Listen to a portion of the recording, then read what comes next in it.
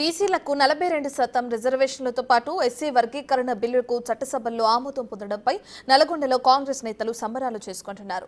ముఖ్యమంత్రి రేవంత్ రెడ్డి చిత్రపటానికి పాలాభిషేకం చేశారు. జై కాంగ్రెస్, జై రేవంత్ అంటూ నినాదాలతో హోరెత్తించారు.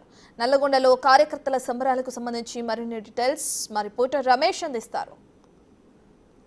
నల్గొండ క్లాక్ టవర్ సెంటర్లో సీఎం రేవంత్ చిత్రపటానికి పాలాభిషేకం చేయడం జరిగింది. అసెంబ్లీలో 2 బిల్లులు ఏదైతే ఉన్నదో ఎస్సీ వర్గీకరణ అదేవిధంగా బీసీలకు 42% రిజర్వేషన్ అమలు చేయడానికి కూడా బిల్ పాస్ చేయడం పట్ల కూడా సీఎం రేవంత్ రెడ్డి చిత్రపటానికి పాలాభిషేకం చేసి సంబరాలు చేసుకున్నటువంటి పరిస్థితి కనిపిస్తుంది. దానికి ముఖ్య అతిథిగా డీసీసీ ప్రెసిడెంట్ అదేవిధంగా నూతనంగా ఎన్నికైనటువంటి ఎమ్మెల్సీ శంకర్ నాయక్ హాజరు కావడం జరిగింది.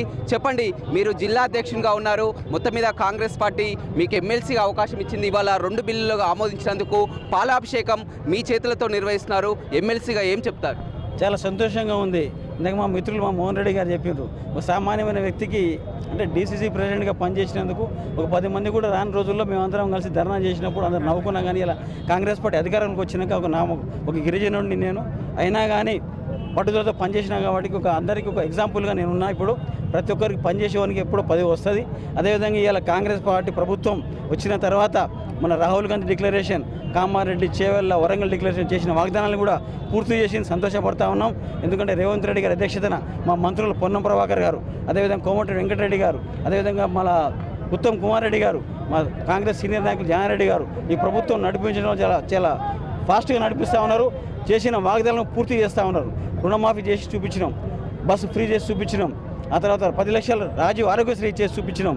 ఆ తర్వాత ఇలా బీసీ ఎస్సీ వర్గీకరణ, బీసీ డిక్లరేషన్ నాడు చెప్పిన మాటలను పూర్తి చేసింది ఇలా కాంగ్రెస్ ప్రభుత్వం. కాబట్టి చాలా హ్యాపీగా ఉంది. కాంగ్రెస్ శ్రేణులు కూడా చాలా సంతోషంగా ఉందని చెప్పి తెలియజేస్తున్నాను. అంటే ఇవాళ అసెంబ్లీలో ఆమోదించారు, ఇక ఈ బిల్ అంతా కూడా కేంద్రం చేతిలో ఉంది. కేంద్రం ఆమోదించడానికి మీ వంతుగా కాంగ్రెస్ పార్టీగా ఏ విధంగా ఉంది? దానికి మా ముఖ్యమంత్రి గారు నిన్న సభలో చెప్పినారు, 10 రోజులు ఢిల్లీలో పండుకుంటా ఈ బిల్లును పాస్ చేసేందుకు శ్రమిస్తా అని చెప్పి ఢిల్లీలో మన అసెంబ్లీలో చెప్పడం జరిగింది. అదేవిధంగా చేయకపోతే వాళ్ళకి నష్టం. బీజేపీ వాళ్ళు కాంగ్రెస్ పార్టీ చిత్తశుద్ధితో చేసి చూపించింది ఇలా. ఎందుకంటే వర్గీకరణ నాడు మాట ఇచ్చినాం, ఇలా చేసి చూపించినాం. బీజేపీ పార్టీ ఎట్లా కాదు, అది మతత్వ పార్టీ. ఎంతసేపు కులం పేరుతో మతం పేరుతో లబ్ధి పొందాలని చూస్తుంది, కానీ అణగారిన వర్గాల కోసం ఏమి చేయదని చెప్పి తెలిసిపోయింది.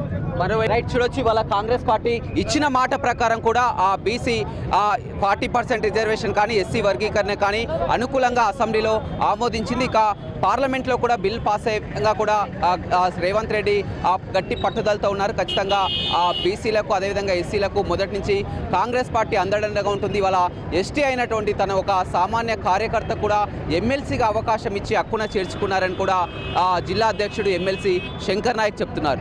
రవితో రమేష్, బిగ్ టీవీ.